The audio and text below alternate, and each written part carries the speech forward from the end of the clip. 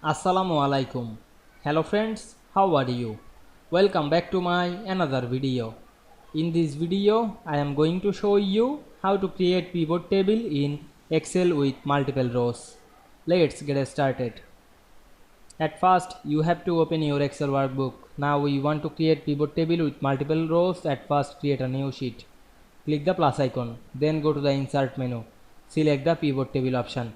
Then we can see here the command is select a table or range. Now I am go back my sheet and select my table. Click and drag on our mouse and click the OK option. Then we can see here our field. Now I am added the field, check mark on this and enable another field. Now we can see we create a pivot table with multiple row easily. You can make the sum of serial number. Now I am click and drag the row option and we can see here the grand total. Now we can see we create a pivot table with multiple rows easily.